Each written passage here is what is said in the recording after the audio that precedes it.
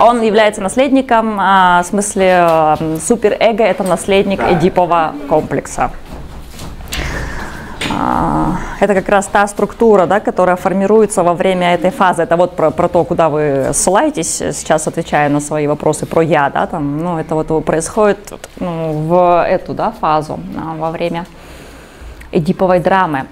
Но смотрите, прежде чем я про это сейчас продолжу рассказывать, вы сказали, вы понимаете, да, про теорию, ну, развития либидо по Фрейду, то есть я не буду тогда, да, на этом делать акцент, но это про разные стадии развития либидо, это вот оральная стадия, анальная стадия, фаллическая стадия, генитальная стадия, то есть вы хорошо, ну, как бы про это понимаете, или лучше все-таки? Ну, если вы очень углубленно расскажете, мы этого точно не знаем. Да. А поверхностно мы знаем. Поверхностно понимаем. Ну, давайте сейчас посмотрим, потому что, видите, мне кажется, сейчас вам этого знания будет достаточно для понимания самой вот этой эдиповой драмы.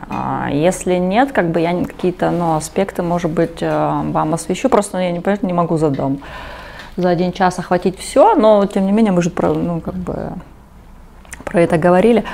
Эдипова драма. Ну, то есть, это правда драма, я же не случайно называю, как бы, что там, это драма, потому что это определенная стадия в развитии, да, нас с вами, и здесь, видите, это очень сильно связано, да, с теорией либидо. Ладно, сейчас попробуем, все-таки, наверное, буду я какие-то моменты вам рассказывать. Ну, вы в целом примерно помните, да, про то, как либидо двигается по этим стадиям.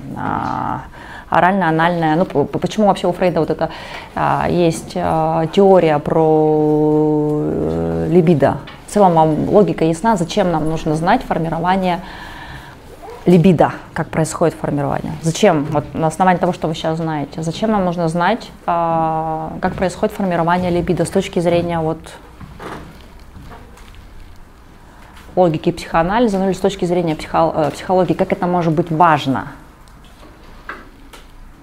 Потому что в дальнейшем, например, на отдельных этапах формирования может случиться фиксация, и дальнейшее развитие, оно происходит не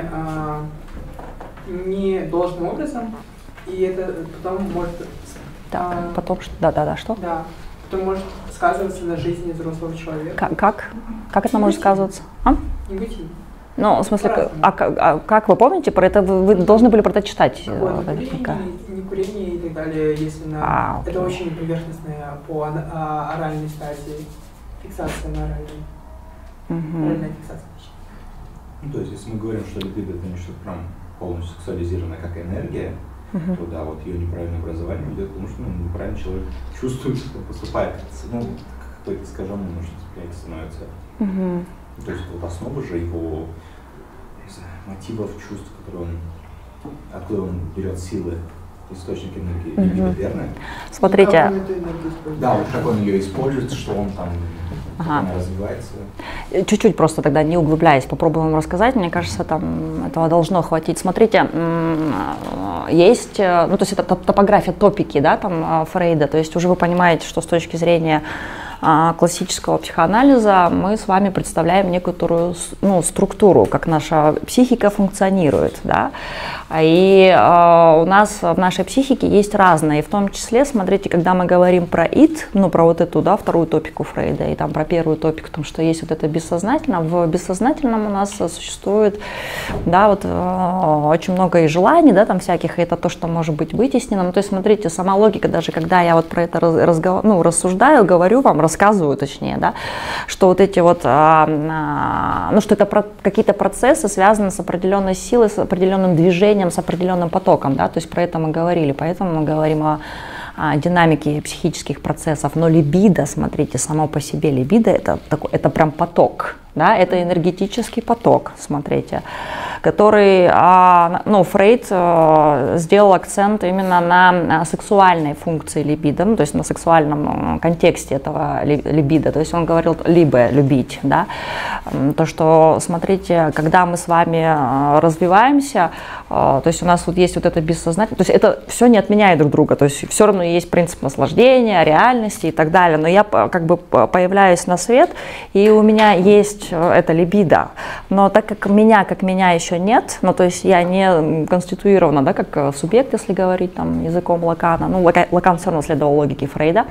И смотрите, то есть меня еще прям такого понимания меня нет, но у меня есть вот эта вот энергия, которая проходит определенные этапы развития, потому что в том числе вот этот принцип наслаждения, он меня с реальностью сталкивает так, что я понимаю про какую-то там...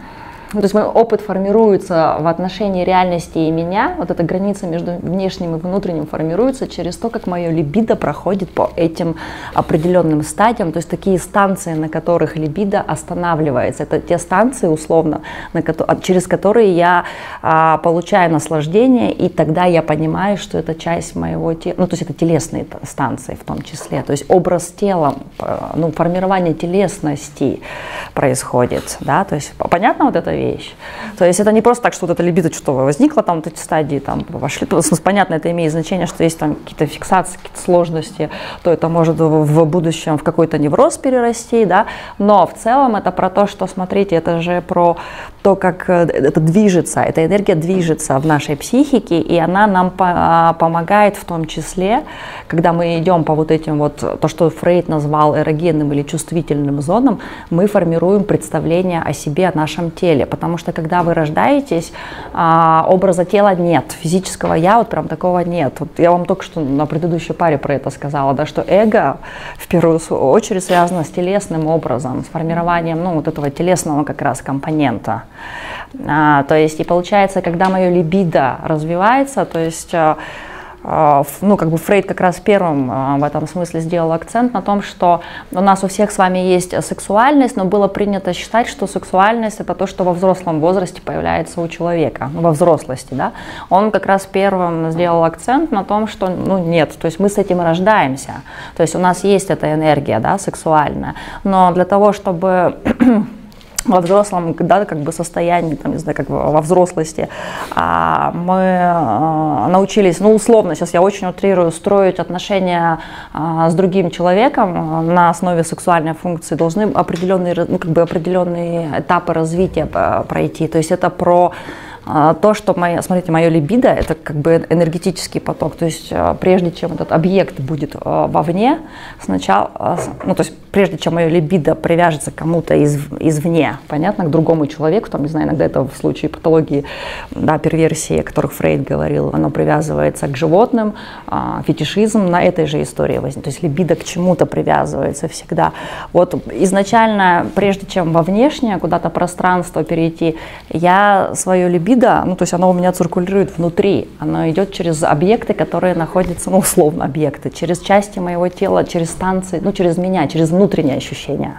Понятно? Вот это, как бы удержите это во внимание, это очень важно, потому что это вот как раз может пригодиться, ну, и в принципе это такое, как бы, не...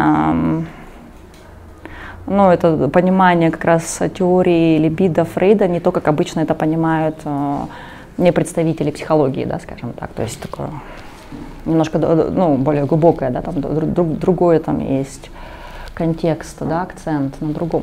Понятно вот эту как бы вещь?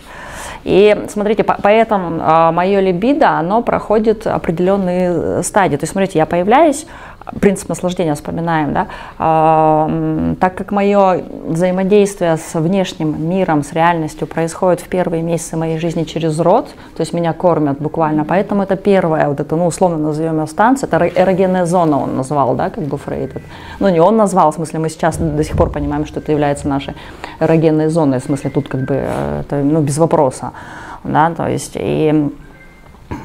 Смотрите, как бы просто это первая, да, такая зона, на которой останавливается наша либидо, и мы через, ну, как бы вот через это чувство, это же чувствительность, это чувство, то есть, еще раз говорю, образа тела нет, сознания никакого нет, есть только бессознательное, да, то есть, ну, есть там ид, если говорить о структуре, да, второй топик.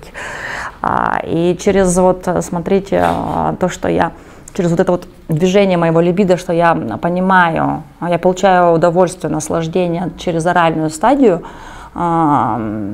создает какой-то, конституирует там, ну, опыт какой-то, то есть какое-то понимание меня. То есть уже, поняли, да, смотрите, здесь как бы раз, оральная стадия, то есть я через рот только понимаю, что, ну, как бы, что я, это удовольствие, да, то есть это вот, если возникает у меня неудовольствие, то через эту зону, как бы, я, ну, понимаю, что напряжение спадает. Ну, как бы понимаю, это скорее когнитивная функция, ну, как бы это скорее, как вам сказать, это опыт, да, то есть ребенок как бы раз, напряжение спадает, то есть он понимает, это не когнитивно, а через реакцию тела, да. Понятно, да, вот это как бы вам вещь, смотрите, и тогда получается, что это, ну, что есть что-то там извне, какой-то там внешний объект, да, к которому мое либидо привязано, да, в этом смысле это тот, кто меня кормит тогда. Но, в смысле, я еще не понимаю, что это другой. То есть нет вот этой границы между внешним, да, там, и внутренним. То есть как бы я не понимаю, что я, а другой. То чисто вот как бы есть физическое ощущение, чувствительность. Вот мне там по кайфу. Ну, я утрирую, да. Смотрите, дальше, то есть происходит там же развитие, дальше мы уже про это с вами говорили, там нервная система формируется, там запоминаю, да, там аффективная память появляется, короче, много чего появляется, корковые структуры, да, эти зреют, и у меня внимание, да, то есть к моему телу переключается на другую зону. Какая следующая? Анальная, да, то есть тут получается ребенок немножко начинает понимать, что не только там наслаждение можно испытывать из-за того, что там, ну, чисто вот как бы оральное, да, вот это вот функция через рот, но что можно как-то испытывать наслаждение, это другая часть тела, это формирование телесности, телесного образа в том числе, это про то, как вы свое тело чувствуете. Я вас уверяю, что даже сейчас вы не способны очень хорошо понимать, но свои телесные, да, какие-то ощущения, то есть не у всех даже, ну, в смысле, у кого-то сформирован, но более того, там, я больше чем уверена, что сейчас не у всех сформировано хорошее представление о своем физическом «я», то есть это не всегда так идеально, но изначально эта функция как бы у нас есть, то есть понимание тела, да, и вот эта либидо двигается на следующую условно станцию, это энергетический поток, да, это вот анальная стадия, анус, да, то есть здесь это связано чисто психически с функцией контроля, да, то есть смотрите, если первая такая вот оральная фаза это про наслаждение, да, там какое-то там снятие напряжения, там понятно, это все с этим связано, но вторая стадия уже анальная немножко отличается тем, что уже подключается какой-то контроль, то есть это воздействие не извне, а что я уже сам могу немножко контролировать, да, вот этот процесс, то есть я еще, ну, тело свое больше познаю, ну, то есть эго мое формируется, и телесное мое я формируется, понимаете? И это все происходит благодаря вот этой энергии либидо, которая движется, то есть это движение, да, то есть движется по частям тела в том числе. Точно понятно, да, вот эта как бы часть, да, ну, смотрите, там, и следует вот этой вот как раз логики там загадочной, что когда происходит там какая-то фиксация, неизвестно, как ее померить, неизвестно, как она происходит, что-то не так случается, у меня либидо раз там и застряло. Оно, если оно в любом случае пойдет, понятно, что я там в свои, там, не знаю, года, ну, не остаюсь там с пониманием, что, как бы, ну, грубо говоря, орально, ну, то есть испытываю удовольствие там только там через рот, да, там получение орального какого-то удовлетворения. То есть понятно, что там есть другие вещи, но тем не менее, если какая-то фиксация происходит, здесь очень много энергии. И тогда вот как раз то, о чем вы говорите, ну, говорят, что человек может много сквернословить, там, я не знаю, курить, пить. Ну, это тоже не пощупаешь, не потрогаешь, но чисто метафорически представим, что вот как бы так, это когда происходит фиксация на анальной стадии, либидо дальше не пошло, там, ну, то принято, да, там, говорить, на мой взгляд, это больше про популярную, наверное, психологию, что там вот человек немножко, ему сложно с функцией контроля, знаете, да? Это, то есть это, да, то есть либо там, ну, как бы он очень такой жадный, да, в этом смысле становится там все как бы контролируют, либо наоборот чрезмерно расточительные, либо там вот эти фазы очень сильно чередуются, да, тогда мы говорим о формировании там анального характера, кстати, в некоторых теориях принято говорить. Это вот условно про то, что вы сказали про фиксацию, то есть нас скорее сейчас не фиксация интересует, нас интересует сама возможность либидо двигаться и понимать, как, в смысле, играть важную функцию формирования нас как нас, да, то есть держите, да, вот этого внимания. Дальше следующая фаза. Вот здесь это как раз что за фаза? В смысле, а что там, вот, если следовать этой логике, смотрите, что с моим либидо происходит? Да, то есть телесное как бы я формируется, эта энергия двигается. И что происходит на вот этой вот фаллической стадии, куда либидо идет, почему она такая важная? Почему? Угу. Что такое идентификация? Представление себя в каком-то ключе. А вы вот смотрите, вот буквально прям вот так вот верите и видите, что так это происходит? Вот прям буквально так, как вот вы сейчас рассказываете. Так это, на ваш взгляд, происходит? А как? В смысле, это может быть и так. Это же, просто мне интересно, а скорее вот, как вы, чему вы в этом месте верите? Вы все-таки психологи, я могу, да, вот этот вопрос вам задать? Я не знаю, насколько здесь уместен вопрос того, верю я или нет. Я просто рассматриваю это как одну из гипотез, которые существуют в психологии. Как это должно происходить? То есть, хорошо, если это гипотеза, как вы думаете, как это в реальности происходит? Я сейчас чисто теоретически же, какие-то вещи описываю, а вот чисто в реальности посмотреть. В смысле, если понятен вопрос, как это может в жизни? Видели ли вы, не знаю, наверняка видели детей этого возраста? У вас сейчас есть братья, сестры этого возраста? У кого есть? У кого были братья, сестры этого возраста? Ни у кого не было, что ли?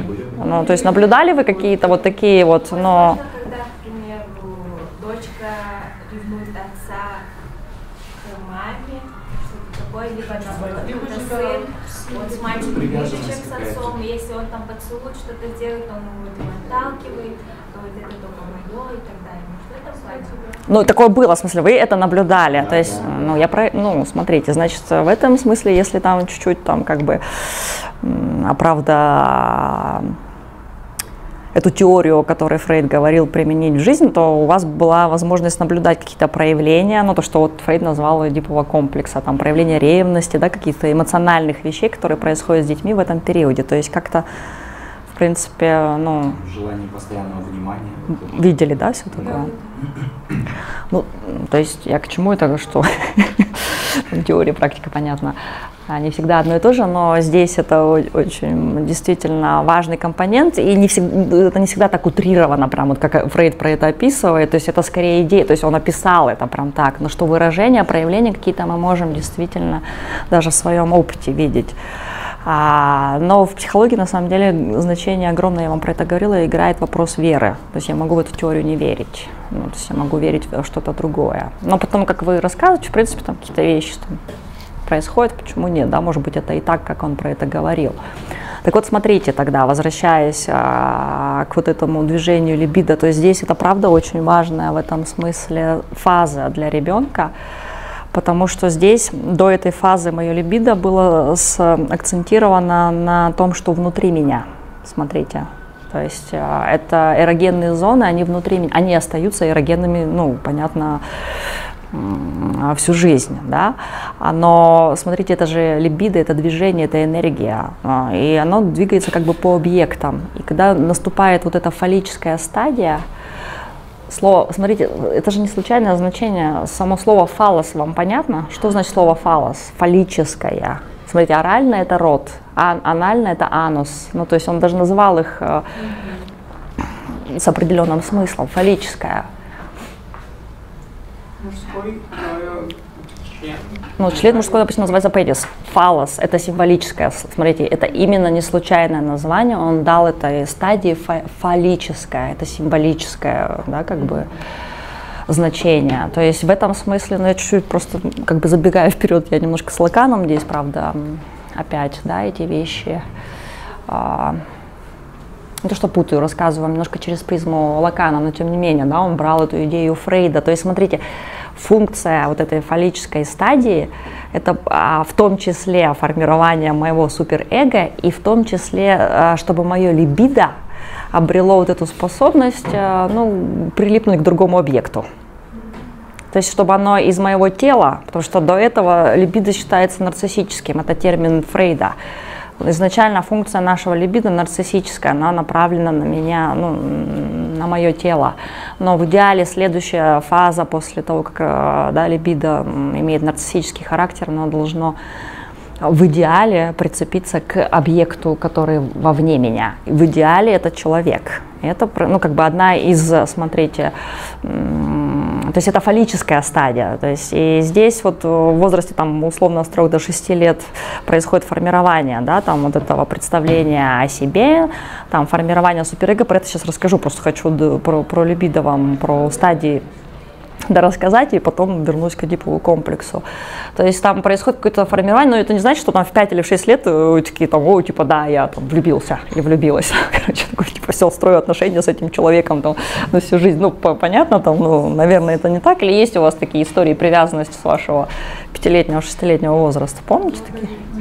Ну, иногда в смысле так. Но что происходит дальше? То есть, смотрите, там, ну, ребенок, правда, из-за того, что есть двое значимых в идеале, опять-таки, людей для него, это там папа, мама, там, ну, иногда есть сиблинги, да, которые там тоже влияют на определенное развитие, прохождение этой эдиповой драмы. Ну, короче, то есть на этой фаллической фазе я понимаю, что как бы я могу испытывать, да, там удовольствие уже другой части, да, там, которая есть в моем теле. И в идеале, почему как бы эта фаза называется фаллическая, мое либидо немножко должно, ну, к другому объекту привязаться. Ну, то есть, там, ну, например, вот я там ревную к там, папе или маме, зависит от пола. Но по умолчанию изначально Фрейд имел в виду эдиповую, да, там, фазу, там, это про мальчика. Это потом он придумал слово комплекс Электры, но по сути в символическом своем значении это как бы одна идея, просто по-разному называется. Ну, то есть не будем привязываться к гендеру, то есть я скорее про то, чтобы вы символическое, да, значение поняли. Мне там удобнее, если я буду говорить эдипов комплекс, не буду говорить комплекс Электры. То есть понятно, да, идея, о чем мы имеем в виду, что, ну, комплекс Электры в том числе. Но здесь смотрите, то есть и получается, если есть там, да, вот та фигура, которой там я ревную за обладание этим объектом, в идеале там эта драма разрешается, и вот я там через идентификацию там, ну, занимаю другую позицию, и мое либидо дальше переходит в какую стадию? Это что значит? Там уже спокойно. А почему? Вот, кстати. А почему спокойно? От взрослых. Да нет, это в смысле латентная она не потому, что для взрослых, это латентная она в принципе про меня. Почему? Почему она называется латентной? И зачем? Ну, то есть. Почему так происходит? Подумайте, у вас хватит знания по возрастной психологии. Почему вас спрашивают? Почему? Потому что... В этом возрасте же обычно дети начинают учиться, и тогда больше направлены на учебу, а не на получение удовлетворения. То есть, смотрите, это все равно про развитие либидо. То есть энергия там как бы вот прошла эту стадию, там есть какой-то объект, там что-то происходит, но мой фокус внимания, катексис внимания, о котором мы говорили на первой, да, с вами лекции, он направлен немножко на другие вещи уже. И поэтому эта фаза называется латентной. То есть считается, что в этой фазе пока либидо просто там, ну, в латентном состоянии находится, но никуда не двигается, ему не нужно двигаться. Да? И дальше какая фаза у нас? А это что за фаза? Там уже активное познание. А? Активное познание идет. Как раз таки с полом, возможно, еще связано. Уже какие-то вот эти гормональные начинают играть, возможно, влюбленность, либо дружба какая-то. Паттерны какие-то взаимоотношения. Да, и что там у нас с моим либидо, да, то есть, что оно, что там, ну, подумайте, что оно должно сделать. Смотрите, генитальная фаза, вы, наверное, про это не знаете, да, это повторение фаллической фазы. Ну, то есть Фрейд, когда называл эти фазы, то есть это как бы двойник фаллической фазы, который возвращается к нам в подростковом возрасте. Само слово, смотрите, не случайно. Фаллическая стадия, это фалос, это символическое значение. Ребенок не способен, да, там, в 3-летнем, 4-летнем возрасте, грубо говоря, там, на создание каких-то отношений, как вы способны, например, при генитальной фазе. Но это про функцию либидо, да, то есть... Поэтому там во время эдиповой драмы это все в такой эффективной, да, среде, воображаемой, да, там происходит, возвращается, да, к нам. Ну, а вот смотрите, потом латентная, да, эта фаза и генитальная, то есть это, по сути это повторение фаллической стадии. И если там, вот согласно логике Фрейда там, или логике того, что что-то пошло не так, произошла какая-то фиксация, во время генитальной фазы это как раз второй такой шанс вам эту фиксацию, ну, как бы эту стадию пройти, эдиповую драму в том числе, да, как бы разрешить, если вы ее недоразрешили тогда.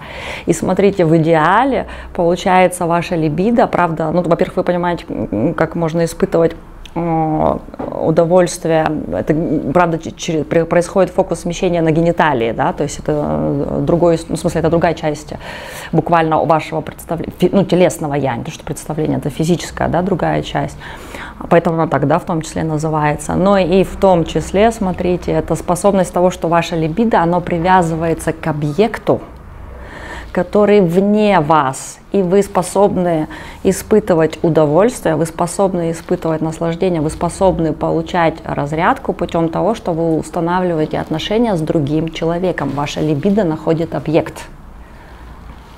Это идеальная, да, фаза, как бы. Но не всегда это человек. То есть, вот, как я уже сказала, да, бывает так, что происходит что-то, и мое либидо, например, получает там удовольствие, прицепляется к объекту, который может быть животным. Тогда мы говорим об... Скажите мне, забыла это слово, которое, когда с животными вступают в зоофилия. Да, тогда мы говорим о зоофилии. То есть, ну, это просто потому, что либидо привязывается к объекту, ну, животное. Это бывает по разным причинам.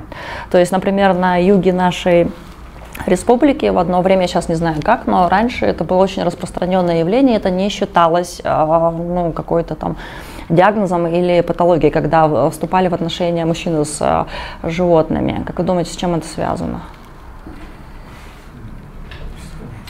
Думайте, в смысле, это Фрейд, в смысле, это как бы, ну, вы психологи, думайте, как это. Почему-то не диагноз, то есть тогда считалось это как бы это часть процесса, ну, повзросления, с чем это может быть связано? То есть это не всегда прям так раз сразу и патология, вы должны понимать порой.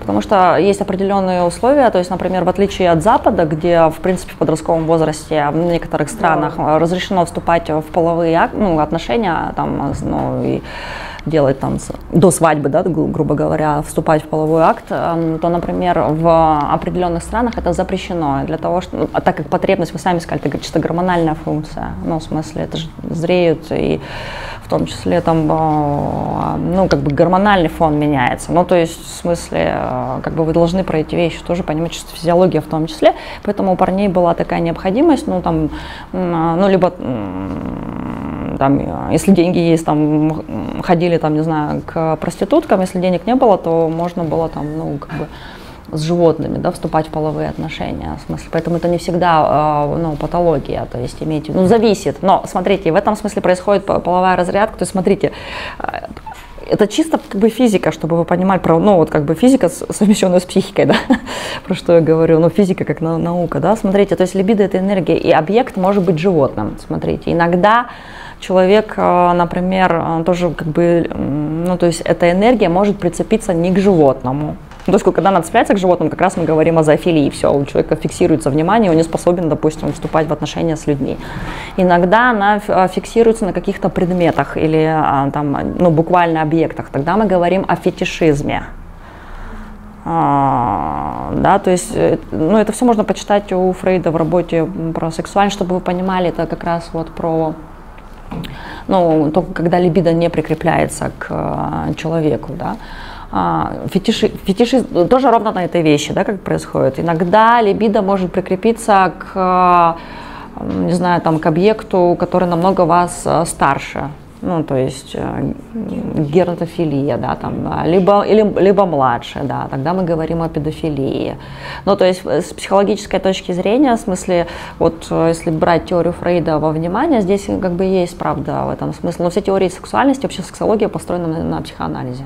Ну, то есть, что здесь как бы этот факт нельзя, да, как бы отрицать, потому что в том числе на какие-то физиологические, да, вещи опирается. Я не знаю, у вас есть вообще такой предмет сексология, потому что, ну, возьмите, короче. Если нужно будет, возьмите, потому что вы должны, если вы пойдете в практику, вы прям должны будете уметь говорить на эти вещи с вашими клиентами, потому что показатель того, ну, как вы выстраиваете отношения с другими людьми, как функционирует в том числе ваша либидо, ну, сейчас я условно, если мы в парадигме психоанализа, это показатель психического здоровья.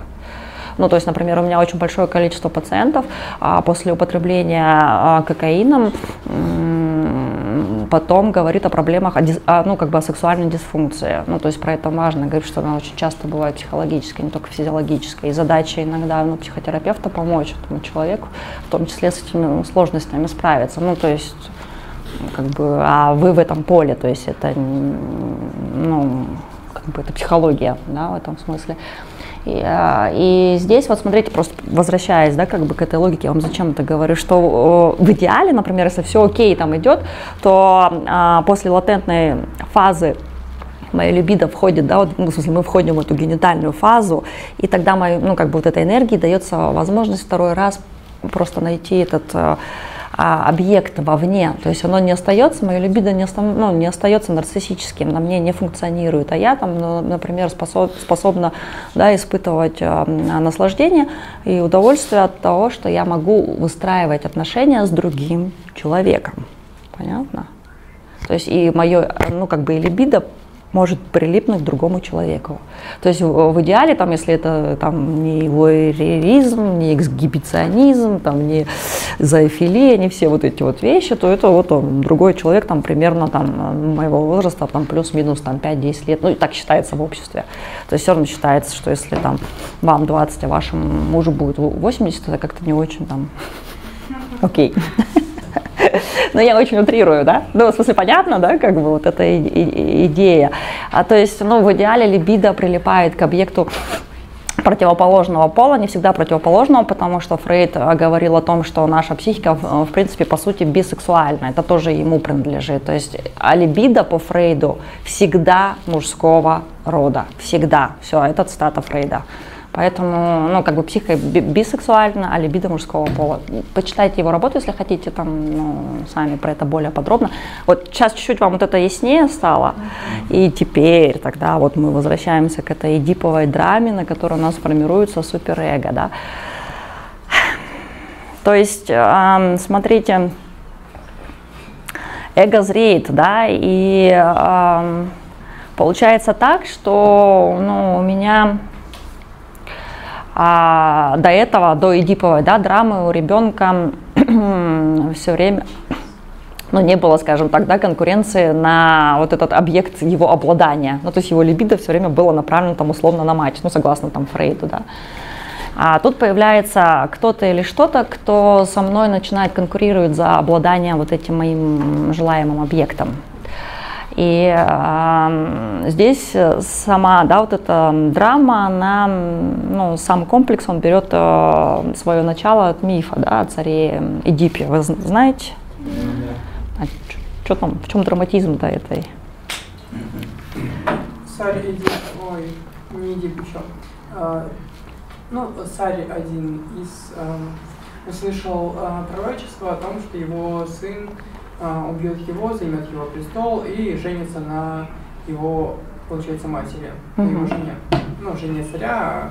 На своей матери, да. Услышав это, он решил убить ребенка, отдал его своему слуге, пастуху. Пастух это был, я не помню точно. Вот. Отдал ему, он пожалел, не поймя всю угрозу этот мужчина, которому отдали этого ребенка, и решил воспитать самостоятельно. Потом он воспитал, этот мальчик вырос, захватил страну отца, стал царем, женился, убил, получается, царя. Он случайно туда возвращался, убил старика. Да, это, да. А потом он прошел столицу, и там была красивая женщина. И он хотел, что Да, то есть там это было неосознанно. Да, это. не понял, что является матерью. Кто-то сказал об этом, и она покончила с собой. Да. Ну, то есть, смотрите, это же правда драма. Даже само вот это, смотрите, в самом мифе, это, разыграно, это драматический сюжет, да, то есть, там, если его можно, правда, разыграть. А эта драма, в смысле, она разыгрывается в этом смысле метафорически в жизни маленького ребенка, в нашей с вами жизни, когда мы маленькие. Это метафорическая, да, все-таки такая драма, что согласно, еще раз, этой фазе, этой драме у меня появляется объект, который конкурирует со мной за обладание этим объектом, который мне дает наслаждение. То есть если там вот прям так языком Фрейда не говорить, все равно там вот вы рождаетесь, да, там все мир вертится вокруг вас, потому что ваши родители о вас заботятся, то есть это закономерно вполне, да, вы знаете это из других теорий, что позиция ребенка эгоцентрична, да, то есть все вокруг меня вертится. Но там, если возвращаться к Фрейду, есть же этот принцип реальности, то есть, есть какие-то вещи, которые мне там с возрастом нужно будет понимать, и в том числе, вот когда эта фаза наступает, то есть уже же чисто физиологически, в том числе, еще раз говорю, держим в голове, мои корковые структуры держат, там память формируется, там какие-то другие процессы подключаются, да, там. И я немножко больше понимаю про это реальность, и я обращаю внимание на то, что есть какой-то, кто-то, кто создает мне какие-то, да, вот эти вот переживания, потому что, есть еще другой кто-то значимый для меня, но и вот это такая вот конкурентная фирма, да, в этом смысле.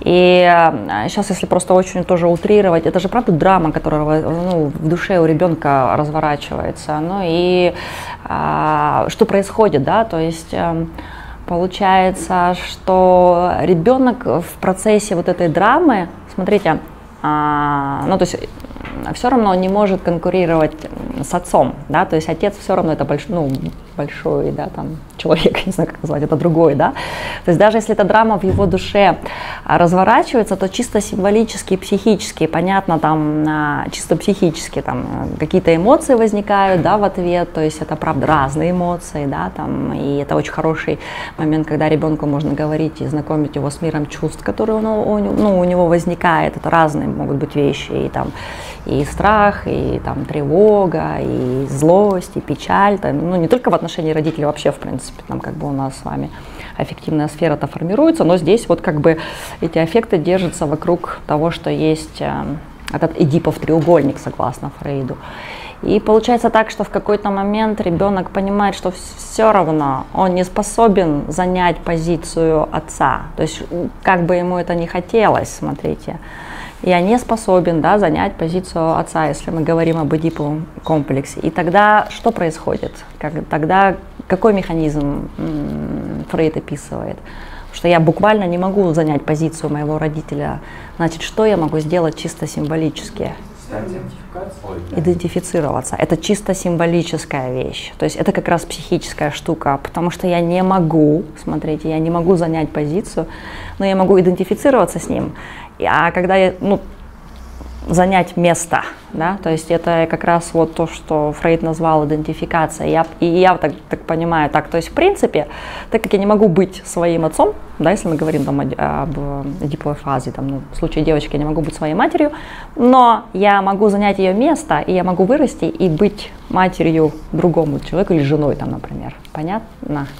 То есть это это как раз это символическая идентификация. Я могу встать на место этого человека, я могу идентифицировать себя с ним, быть я им не могу, но чисто символически я могу идентифицировать себя с ним. Понятно? Это одна важная часть эдиповой, да, вот этой вот фазы, символическая идентификация, которая происходит с родителем противоположного пола.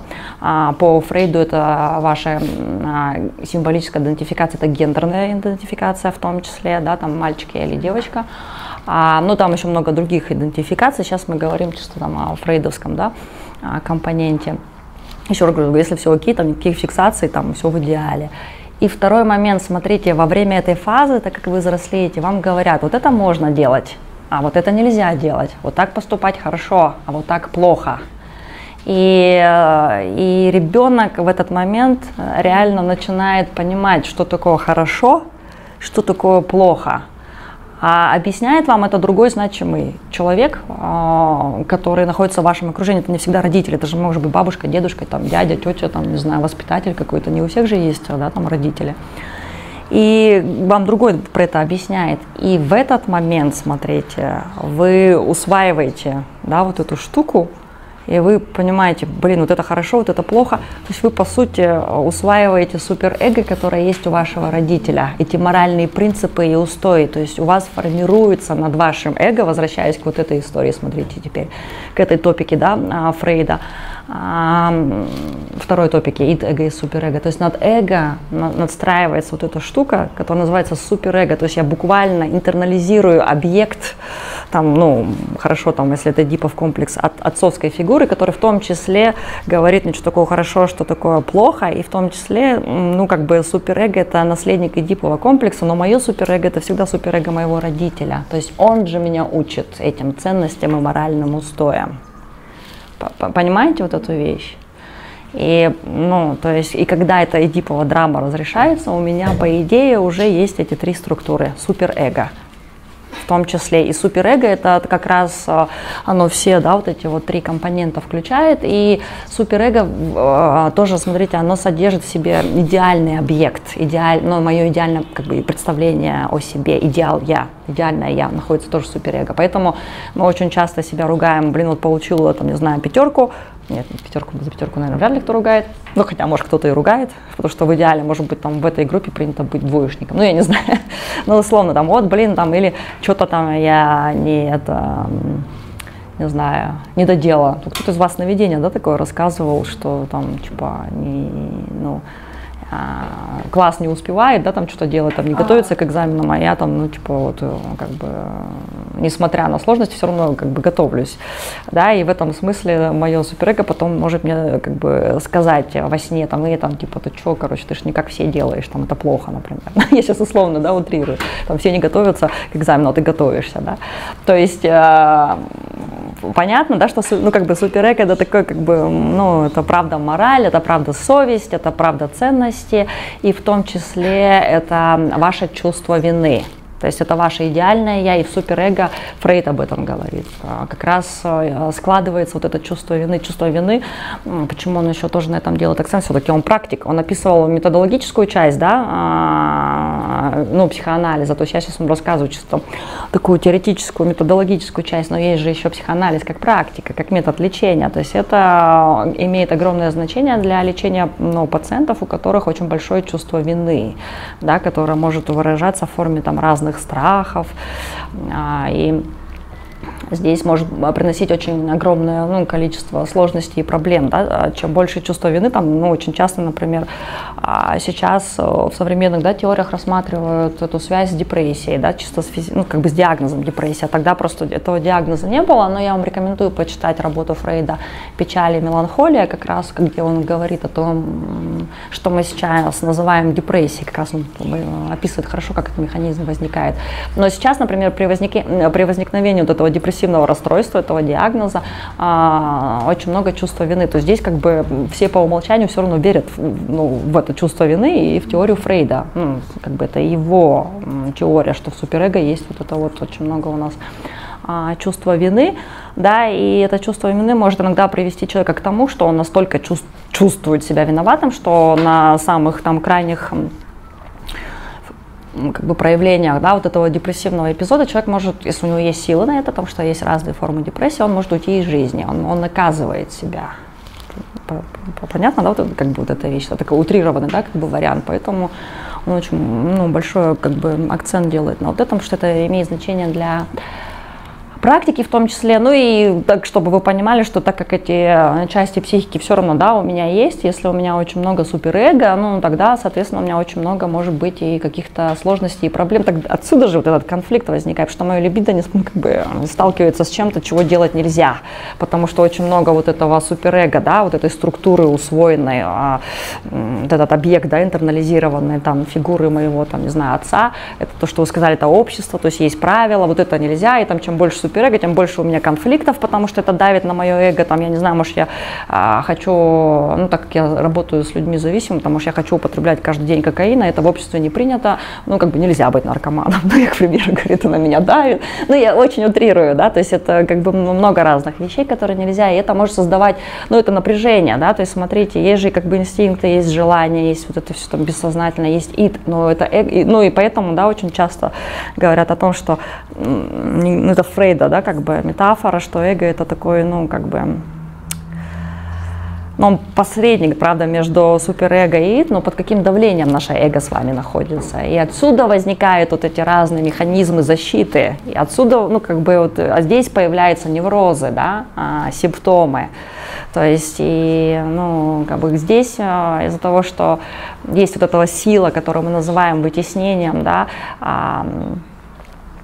она имеет очень тоже большое значение, то когда мы занимаемся психическим анализом, ну я психическим анализом занимаюсь, но когда я занимаюсь психотерапией, я буквально иногда чувствую сопротивление, ну это тоже такой физический, да, термин, сопротивление со стороны клиента, да, то есть он, ну, буквально туда не идет, потому что, ну, там либо очень больно, либо он не понимает, либо там пока не готов, не хочет, ну, разные причины, но это то, что вот называется, ну, сопротивлением, то есть мы не можем тогда получить доступ, да, к этому материалу, который, возможно, ему поможет что-то осознать, и тогда это напряжение станет меньше. Понятно, да, вот эту идею?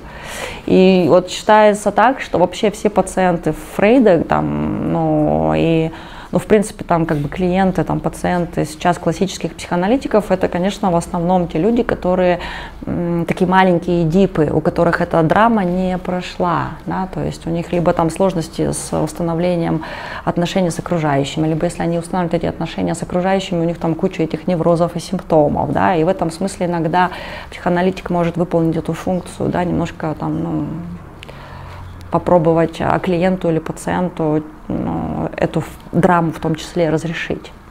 Поэтому психоанализ не для всех. Ну, то есть, например, классические техники психоанализа нельзя проводить с бредовыми больными.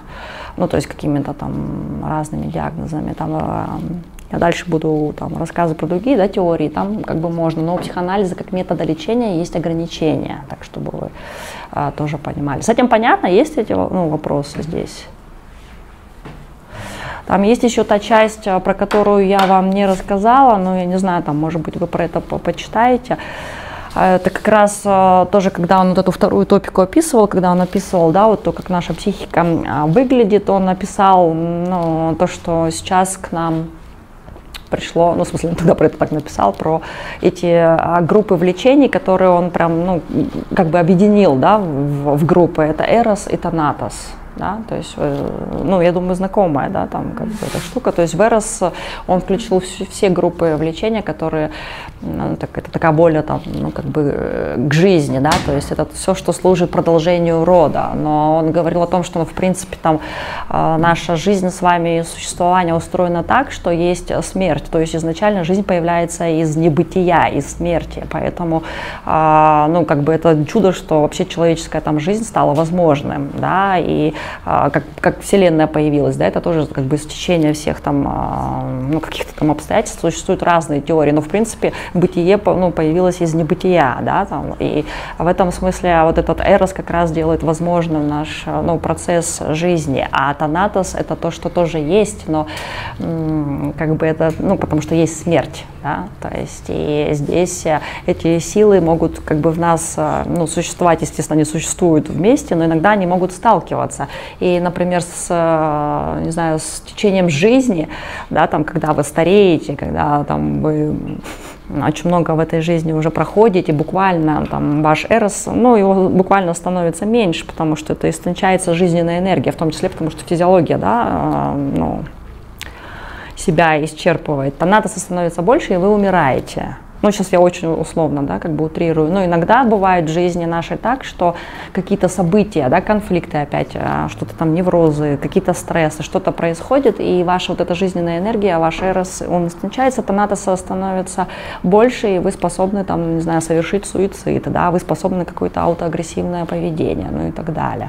То есть это если говорить об индивидуальной, да, там, индивидуальном человеке, но там, в принципе, он вообще как бы объяснил, в смысле, он описал вот этот вот как раз Танатос после Первой мировой войны, вы знаете, да, потому что как раз очень много было вот смертей, очень много было разного того, что происходило в реальности, и он добавил свою теорию, вот как раз, что, ну, есть еще и вот такие влечения, то есть вы же, ну, понимаете, да, что это структура, и там очень много всего, то есть движение буквально разных сил, разных инстинктов, то есть это целая динамика, понимаете, но при этом есть четкая структура. И сам психический анализ, и как метод лечения направлен на то, чтобы помочь человеку, да, то есть сделать вот этот анализ, что-то, что там блокирует, там, не знаю, хождение этого либидо, или там создает симптом, да, в этом смысле, через блокировку опять того же либидо, помочь человеку от этого симптома, например, избавиться, или там, вот, как я сказала уже, там иногда используют метафору, что каждый клиент классического психоанализа — это такой маленький дип, которому нужно эту фазу разрешить, да, чтобы у него была возможность устанавливать, там, не знаю, если он хочет, отношения, да, с другим человеком. Понятна вот эта вещь? Есть какие-то вопросы? Давайте так, чтобы... Я просто не хочу больше, говорю, на теории Фрейда останавливаться. Главное, чтобы вы вот эту логику поняли. Если что-то вы там еще вспоминаете, про что я не сказала, а что вы до этого там, может, вам рассказывали, или я про это говорила на предыдущих парах, сейчас скажите, я, ну, по возможности что-то расскажу. Мне кажется, так, в принципе, все мы эти какие-то основные его эти... Чувство вины. Чувство вины у нас появляется, если мы принимаем родительскую ответственность. Если у вас есть суперэго, у вас есть чувство вины. Если у вас нет суперэго, у вас нет чувства вины. Поэтому, например, если брать современные теории психоанализа, Отто Кернберг, один из современных психоаналитиков, он ввел термин злокачественный нарциссизм, малигнант нарциссизм. Это такой, ну, достаточно, не знаю, наверное, вам не знакомый термин, но как бы это, ну, очень такой популярный сейчас термин. Он говорит о том, что есть люди, которых можно, да, в этом смысле, ну, вылечить, то есть лечится почти все. Но когда у вас это суперэго не сформировано, и когда ваша либидо только на «я» сосредоточена, то тогда там, ну, очень сложно вас лечить. То есть я не могу вам в 40 лет сформировать это суперэго. В принципе, если вы убиваете других, вы будете убивать, и никаким чувством вины вы страдать не будете, потому что у вас этой структуры нет. Ну, типа, там, психопатия сейчас такого диагноза нет, но... Да, просто ну, говорят, про суперэго. Это про суперэго. Нет. Это вот чисто я вам рассказываю чисто психоаналитическую теорию. Сейчас мы находимся на позиции. Это... имеется для органическое, да? Это из другого, это не психоанализ. Да, это что-то другое. Теория. Ну, я вообще говорю именно в развитии, просто ну, вот, если ваш вопрос, вы спрашиваете, там, как это, в смысле, чувство вины, вот чисто мы же сейчас на позиции Фрейда, смотрите. Если, еще раз говорю, языком психоанализа, если у вас нет суперэго, у вас чувства вины нет. Ну, в смысле, что, грубо говоря, вы сейчас там пойдете, морду набьете вашему соседу, а у вас этого суперэго нет, вы не знаете, что нельзя ему морду бить, потому что вам никто про это не сказал, вас не научили, у вас не интроицирована эта фигура. Большого другого, да, там, ну, это немножко лакановская, да, как бы термин. То есть у вас нету этой совести, у вас нет этого морального компонента, он не усвоен. Поэтому, ну, а это суперэго по Фрейду. Все. В смысле, чего он виноват из себя? Ну, как бы. Я почему про Кернберга вспомнила, потому что он с преступниками работает. Это его термин как раз. Вот, это он психиатр. Ну, вы просто уточнили, что тонацию, когда там больше, они на себя начинают. Да, это смотрите. На других тоже или только на себя? Не, может быть, на себя, на других в том числе. Это я говорила про то, что смотрите, что если очень много чувства вины и как бы то, ну, в этом смысле, да, что агрессия, видите, если у меня очень много как бы суперэго, то вот при депрессии я там иногда же там людям запрещено, так, ну, воспитание так говорит, там нельзя проявлять агрессию, да, там, и поэтому там я не могу, да, вот эту как бы Ну, то есть танатос есть, например, да, у меня в психике, там, то есть у меня есть эта способность, да, там, как бы, этот разрушительный инстинкт проявлять, допустим. Но я не могу, потому что нельзя, сказали. И поэтому это инвертируется, и я, ну, агрессию на себя направляю, в принципе. Но вообще, как бы, сама идея, это вот суперэго и чувство вины по Фрейду, это вот оно, потому что чем больше суперэго, тем больше чувство вины. Чем больше совести, тем больше проблем. Ну, это правда, в смысле, вот у меня, например, клиенты или пациенты, гораздо проще работать с теми, у которых очень много суперэго, то есть его можно, ну, то есть там можно какие-то вещи, ну, немножко как раз уменьшить это давление, да, чтобы они не чувствовали себя буквально за то, что они виноваты, чуть ли не в том, что они родились, да, в этом мире, ну, такое разное бывает.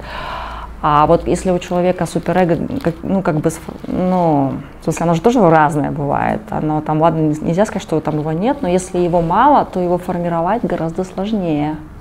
То есть легче, еще раз говорю, терапевтически работать с клиентами, когда уменьшить это суперэго, чем с клиентом, которому нужно его выстраивать. Ну, то есть прям вот мне нужно там, да, там формировать вот эту ценность, мораль, да, вот эти вещи. Перверсии тоже невозможно, да, если человек уже достаточно взрослый как-то. Можно, нет, сексуальная перверсия это другое, это немножко разные вещи, смотрите. Не, можно, все, в смысле, вот здесь как раз вот, если говорить про психотерапию, вот как раз Кернберг про это говорил, что лечится все.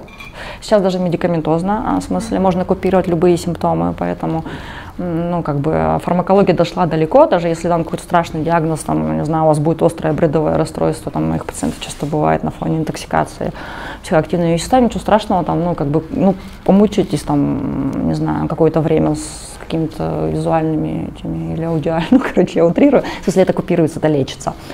А терапевтически все как бы можно в этом смысле исправить тоже без медикаментов. Но если у вас нет вот этого суперэго, тогда здесь сложно. То есть вот этот злокачественный нарциссизм — это то, что на самом деле терапии считается не поддается. Ну или прям вот, ну, короче, очень плохо. Вообще даже не вообще, мне кажется, не поддается. Для формирования суперэго в терапии необходим же, получается, перенос на психотерапевта родительской... Неважно, вообще в смысле, там, если брать с точки зрения там, психоанализа, смотрите, у вас как бы какой бы ни формировался ко мне перенос, он все равно будет перенос, неважно, родители я, там, не знаю, жена, кто-то еще, как бы все равно перенос. И моя задача как значимой фигуры для вас, там, ну, возможно, там, я очень утрирую, то есть как бы понятно, психоанализ к этому не сводится, но как значимая фигура, с которой у вас есть эмоциональные отношения, я могу как-то помочь, там, может быть, как-то сформировать, да, этот перенос.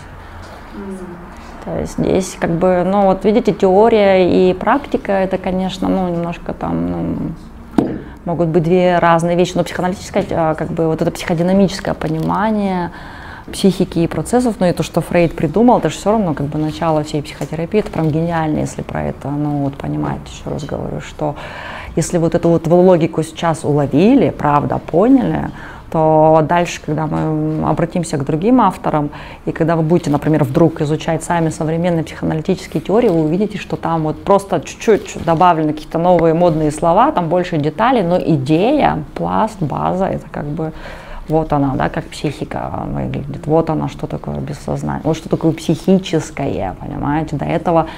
Ну, как бы вы психологи, вы, наверное, же выбрали эту профессию не только потому, что там кого-то сюда отправили родители, а в том числе потому, что тут есть слово там, ну, психия, то есть это что-то, что нельзя пощупать и потрогать, да, это, ну, это психика, вы имеете дело как раз с психикой.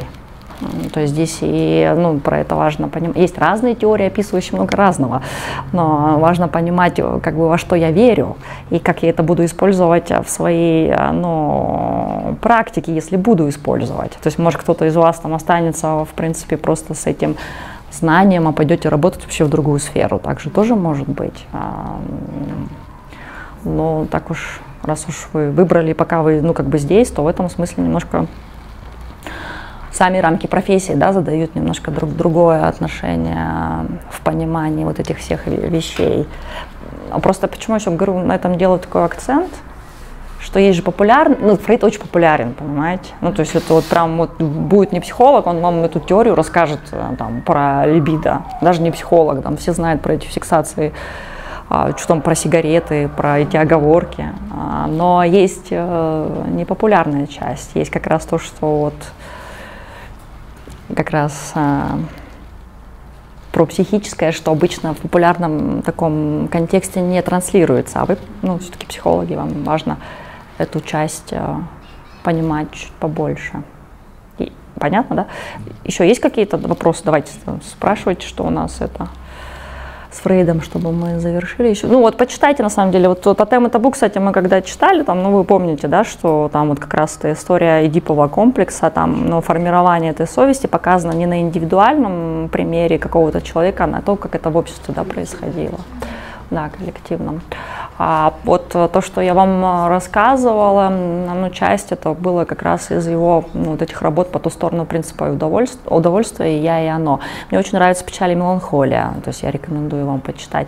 Почитайте вот эти вот все его клинические случаи, их немного, там вам будет больше понятно про какие-то эти неврозы, симптомы. Просто видите, я не психоаналитик, смотрите, так чтобы вы понимали, но то знание, которое можно получить из его работ, мне, например, очень хорошо, ну, как бы помогает вообще, в принципе, в процессе психотерапии. То есть я не пользуюсь психоаналитическими, видите, этими какими-то техниками, ну, потому что, ну, как бы немножко по-другому, да, учили, но это очень может быть полезно, то есть чуть-чуть расширяет, да, как бы понимание. Он не единственный, там есть много кого в психологии, ну, кого нужно читать, но как бы это ну, важно, да, про эти вещи понимать.